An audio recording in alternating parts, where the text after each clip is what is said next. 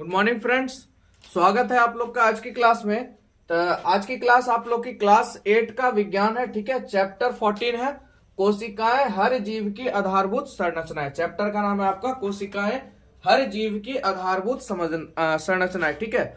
और ये चैप्टर आपके लिए बहुत इंपॉर्टेंट है क्योंकि 8, 9, 10 तीनों क्लास में इस चैप्टर से आपका क्वेश्चन रहता है, ठीक है। और 10th में सबसे ज्यादा। तो सबसे पहले आप लोग समझिए कोशिका, ठीक है। कोशिका क्या है? देखिए, मानव सहित जितने भी सजीव हैं, ठीक है, सभी का शरीर छोटी छोटी संरचनात्मक इकाइयों के मिलने से बना है, ठीक है। और ये संरचनात्मक इकाइयां जीवन संबंधी तमाम क्रियाकलाप जो होता है उसको संचालन का क्या एक आधार है, उसके द्वारा संचालन होता है, ठीक है। और सजीवों के इस संरचनात्मक एवं कार्यात्मक इकाई को क्या कहते हैं? कोशिका कहते हैं। क्या कहते हैं? कोशिका। अब आपने पढ़ा होगा भैया, शरीर की अगर सबसे छोटी इकाई की बात करें, क्रियात्मक या संरचनात्मक, तो आपकी क्या हो जाएगी? कोशिका हो जाएगी, इसमें कोई शक नहीं, ठीक है। तो कोशिकाओं को मिलने से सूक्ष्म एवं विशालकाय जीवों की रचना हुई है। सही बात है, कोशिका के आपस में मिलने से विशालकाय यानी बड़े से बड़े जीव और छोटे से छोटे सूक्ष्म जीव की भी क्या हुई है भैया? रचना हुई है, ठीक है। अब इसके पीछे भैया किसका हाथ है? कोशिका को सबसे पहले किसने खोजा? तो देखिए, लगभग 1665 ईस्वी, ठीक है, 1665 ईस्वी में रॉबर्ट हुक नामक वैज्ञानिक थे जो मतलब अपना रिसर्च कर रहे थे, जो सूक्ष्मदर्शी को बना रहे थे, ठीक है। तो जब उनका सूक्ष्मदर्शी बन गया तो उनके दिमाग में आया भैया कुछ इधर उधर सबको देखना शुरू करते हैं। तो देखते देखते उन्होंने क्या किया, एक कॉर्क को बहुत नजदीक से देखा, ठीक है। उसकी पतली परत, तो कॉर्क को, जैसे कॉर्क मतलब मान लीजिए वो पेड़ था, ठीक है, ओक का पेड़ था, उसकी छाल थी, उसको बहुत नजदीकी से उन्होंने देखा तो उसमें उनको कुछ आश्चर्यजनक दिखाई दिया, जिसको उन्होंने क्या कह दिया भैया? कोशिका। ये क्या है आपका? कोशिका है, ठीक है। तो इसकी खोज रॉबर्ट हुक के द्वारा हुई थी, ठीक है। और कब हुई थी बाबू? 1665 ईस्वी में। ये मैंने बोला आपको कि क्लास 10th और जितने भी कंपटीशन है सब में ही पूछ सकता है। मानव शरीर की सबसे छोटी इकाई क्या भैया? कोशिका है, ठीक है। इसकी खोज किसने की?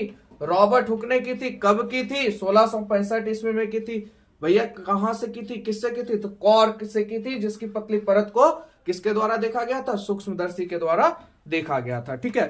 अब देखिए, ये जो कोशिका है आपकी भाई, विशालकाय कैसे हो रही है? यहां पे बोला गया कोशिकाओं के मिलने से सूक्ष्म एवं विशालकाय जीवों की रचना हुई है, ठीक है। देखिए, सबसे पहले अगर आप इंग्लिश में इसको देखिएगा तो सेल को क्या कहता है? कोशिका कहते हैं, ठीक है। सेल को क्या कहते हैं बाबू? कोशिका कहते हैं।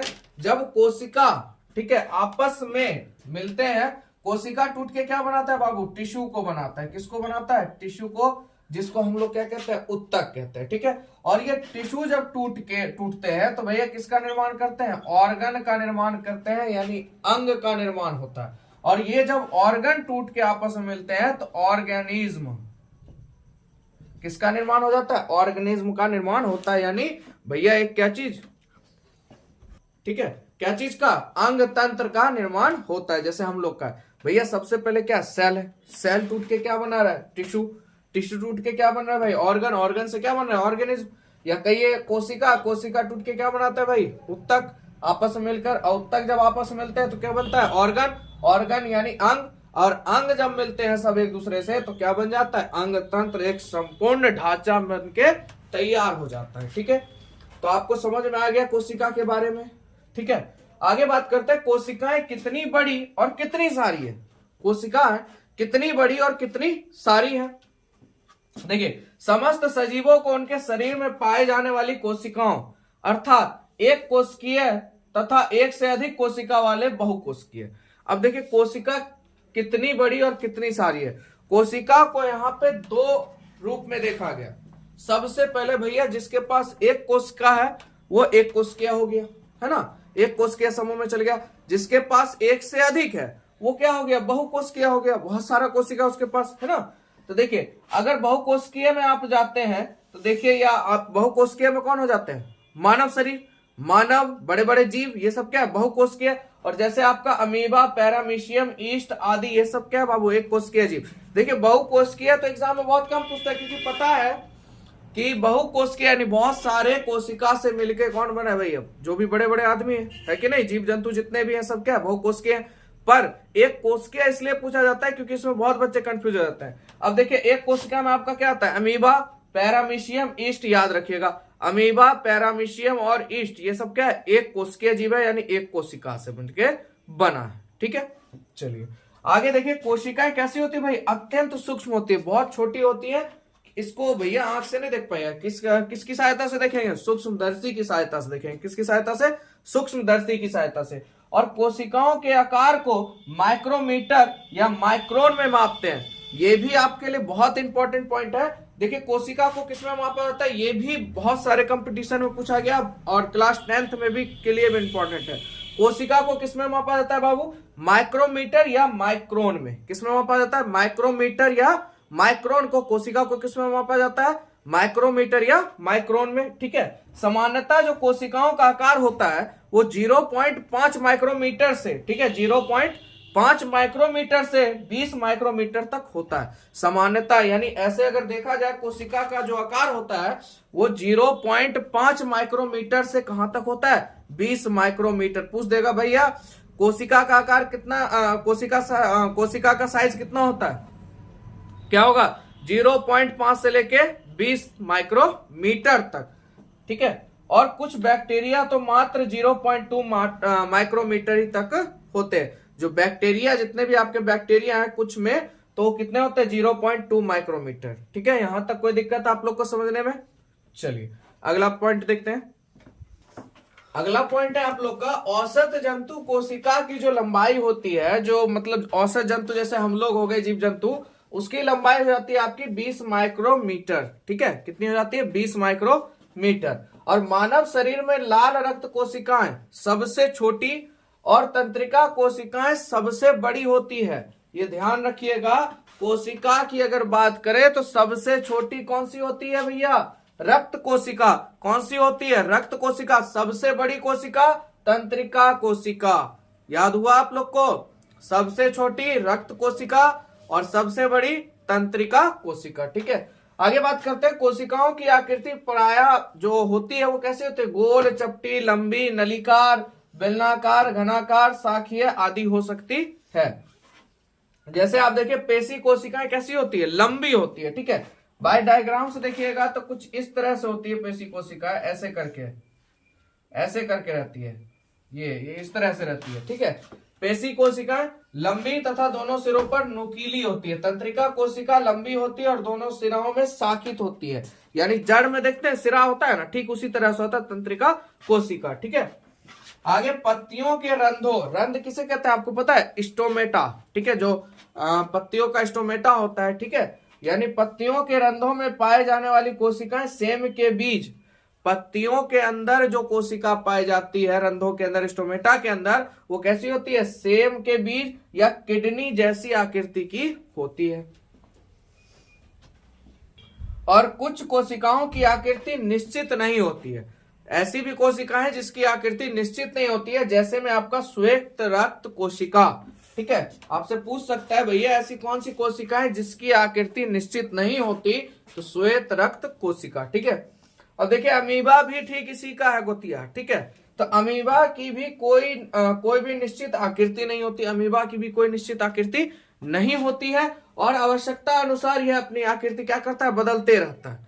अमीबा जो है इसकी भी कोई निश्चित आकृति नहीं है, ये भैया अपने काम के हिसाब से अपनी आकृति को क्या करता है, बदलते रहता है। चलिए अगला पॉइंट हमारा रंजक और अभिरंजक। ठीक है, देखिए ये ऐसे रंगीन पदार्थ है जो कोशिकाओं के अलग अलग हिस्सों से चिपककर उन्हें क्या कर सकते हैं, अलग अलग रंग दे सकते हैं। ठीक है, रंजक क्या है आपका, यह ऐसे रंगीन पदार्थ है जो कोशिकाओं को अलग अलग हिस्सों में चिपककर उसमें क्या करते हैं भाई, अलग अलग रंग दे सकते हैं। ये आपके क्या होते हैं, रंजक होते हैं। और अभिरंजकों का प्रयोग करने से कोशिका के विभिन्न भाग अलग से नजर आते हैं। यहाँ पे देखिए रंजक क्या कर रहा है भैया, रंजक यानी रंग दे रहा है सब में। अभिरंजक क्या कर रहा है, अभी मतलब हटा रहा है भाई, अभी तू हट, है ना। अभिरंजक कर रहा है यानी सभी को क्या कर रहा है भाई, अलग अलग कर रहा है, ताकि आप आराम से उसको नजर से देख सके। ठीक है, नजर आते हैं। और रंजकों के प्रयोग की तकनीक को अभिरंजन या स्टेनिंग कहते हैं। रंजकों का जो प्रयोग की जो तकनीक है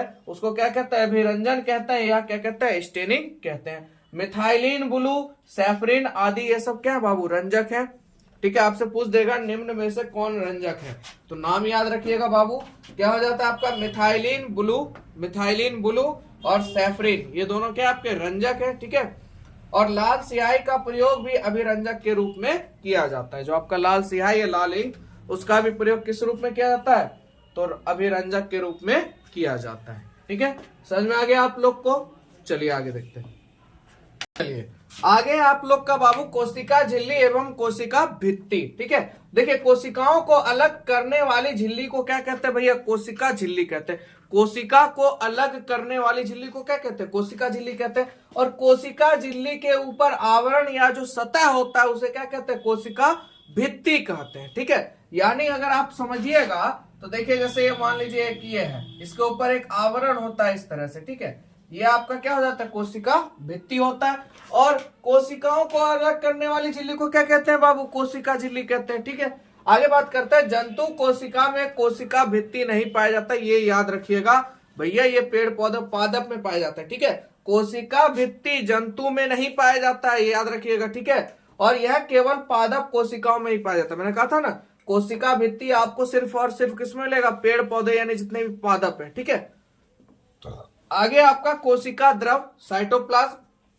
देखिए कोशिका झिल्ली के अंदर जेलीनुमा पदार्थ पाया जाता है। जेलीनुमा यानी थोड़ा पचपची, जैसे वैसलीन जो होता है आपका, ठीक उसी तरह का। ठीक है, जिसे कोशिका द्रव कहते हैं। वो जो जेलीनुमा पदार्थ है उसे क्या कहते हैं, कोशिका द्रव कहते हैं। ठीक है, और इसके अंदर जो होता है वो क्या होता है, केंद्रक होता है। इसके अंदर क्या होता है बाबू, केंद्रक होता है। और वास्तव में कोशिका द्रव, वास्तव में जो है कोशिका द्रव कोशिका झिल्ली और केंद्रक के बीच में स्थित होता है। कोशिका द्रव जो है कोशिका झिल्ली और केंद्रक के बीच में होता है। जैसे आप डायग्राम से देखिएगा, ये कोशिका हो गई, देखिए ये जो मिड पॉइंट है इसको क्या कहते हैं, केंद्रक कहते हैं, न्यूक्लियस इंग्लिश में इसको क्या कहते हैं। ये हो गया आपका भैया कोशिका झिल्ली, ये बाहर का जो है क्या हो गया, झिल्ली।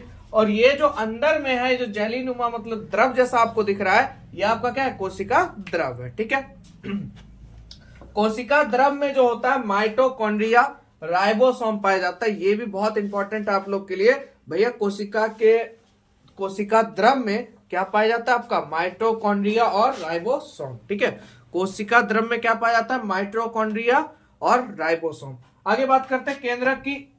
ठीक है, यह मध्य भाग में एक गोलाकार संरचना स्थित होता है। ये भैया कोशिका के मध्य भाग में एक गोलाकार संरचना के रूप में स्थित होता है। ठीक है, और यह कोशिकाओं का महत्वपूर्ण भाग है। ये जो आपका केंद्रक है ये कोशिका का सबसे महत्वपूर्ण भाग है, एवं समस्त क्रियाकलापों को नियंत्रित भी कौन करता है भैया, यही करता है, केंद्रक ही करता है। संपूर्ण मतलब सिस्टम को चलाने का काम कौन करता है भैया, आपका केंद्रक। ठीक है, चलिए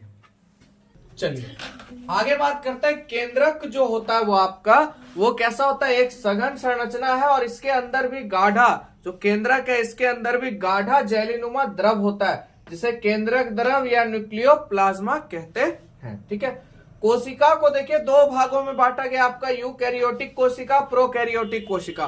तो देखिए इसमें क्या आपको यूकैरियोटिक किसे कहते हैं, प्रोकैरियोटिक किसे कहते हैं, ये जानना उतना जरूरी नहीं है, बस इसको इतना ही जानना है। कारण क्या आप कहिएगा भाई क्यों, इसके बारे में विशेष जानकारी आपको क्लास 9th में मिलेगा, जबरदस्त। ठीक है, इसका एक चैप्टर है जो पूरा डिटेल में आपके पास मतलब किताब में बताया गया है। ठीक है, उसका वीडियो आपके पास जल्द आएगा 9th का भी। तो देखिए यूकैरियोटिक कोशिका में क्या जाता है आपका, प्याज का झिल्ली, ये आपको याद रखना है क्योंकि भैया पॉइंट से ही क्वेश्चन बनता है। अब आप इसको खोजते रहे हैं कौन कहां कैसे, तो इसके लिए थोड़ा आपको रेस्ट करना चाहिए, रेस्ट मतलब थोड़ा समय देना पड़ेगा। ठीक है, वैसे तो इसके बारे में पता ही यूकैरियोटिक कोशिका क्या है, प्रोकैरियोटिक कोशिका क्या है, पर आपके क्लास 8 में बस इतना ही कहा गया भैया यूकैरियोटिक कोशिका किसमें है भैया, प्याज की झिल्ली में है। और प्रोकैरियोटिक कोशिका किसमें भाई, जीवाणु, नीले, हरे शैवाल, ये आ जाते हैं आपके प्रोकैरियोटिक कोशिका में। ठीक है, इतना ही आपको किताब में बताया गया था, इतना ही आप लोग जानिए। ठीक है, यूकैरियोटिक कोशिका में क्या आ जाता है आपका, प्याज का झिल्ली, प्रोकैरियोटिक कोशिका में जीवाणु, नीले शैवाल, नीले और हरे शैवाल। ठीक है, आगे बात करते हैं रिकितिका। रिकितिका जल या उत्सर्जी पदार्थों को संग्रहित करती है। रितिका मतलब एक नाम है आपका। ठीक है, रिकितिका, तो ये क्या करता है, जल और उत्सर्जी जो पदार्थ है उसको क्या करता है भैया, संग्रहित करता है, यानी संग्रहण करता है, यानी इकट्ठा करने का काम करता है। और जंतुओं की कोशिकाओं में रेखिकाएं अत्यंत छोटी होती है। देखिए जंतुओं में जो होती है ये रेखिकाएं छोटी होती है, ठीक है। आगे बात करते हैं, पत्तियों का हरा रंग उनकी, ठीक है, तो पत्तियों का हरा रंग उनकी कोशिकाएं, 2 बार हो गया है, रुकिए इसको हटा देते हैं, ठीक है। पत्तियों का हरा रंग उनकी कोशिकाओं में स्थित हरे रंग के लवक क्लोरोप्लास्ट या हरित लवक के कारण होता है, जिसे क्या कहते हैं, क्लोरोफिल। देखिए यहाँ पे पूछेगा भैया पत्तियों का हरा रंग किसके कारण होता है, ठीक है, तो आपका लवक के द्वारा, क्लोरोप्लास्ट के द्वारा, या आपका ये हरित लवक के कारण भैया पत्तियों का रंग कैसा होता है, हरा होता है। ये याद रखिएगा, ये बहुत बार एग्जाम में पूछा गया कि भैया पत्तियों का रंग हरा किसके कारण होता है, क्लोरोप्लास्ट, हरित लवक या लवक के द्वारा, ठीक है। तो जिसे क्या कहते हैं, क्लोरोफिल भी कहते हैं, ठीक है। समझ में आ गया आप लोग को? चलिए, तो पूरा चैप्टर आप लोग का खत्म हो गया, ठीक है। तो यहाँ पे आपका चैप्टर बाबू हो गया एंड, ठीक है। तो आपको कैसा लगा, पढ़ने में मजा आया तो अपने प्यारे हाथों से लाइक दे दीजिए, ठीक है। और थोड़ा आप लोग शेयर कीजिए, क्लास 10th के लिए भी टेस्ट सीरीज आते ही जा रहा है, ठीक है। और जल्द त्रिकोणमिति का भी टेस्ट सीरीज आपको मिलेगा, ठीक है। मिलते हैं नेक्स्ट वीडियो में।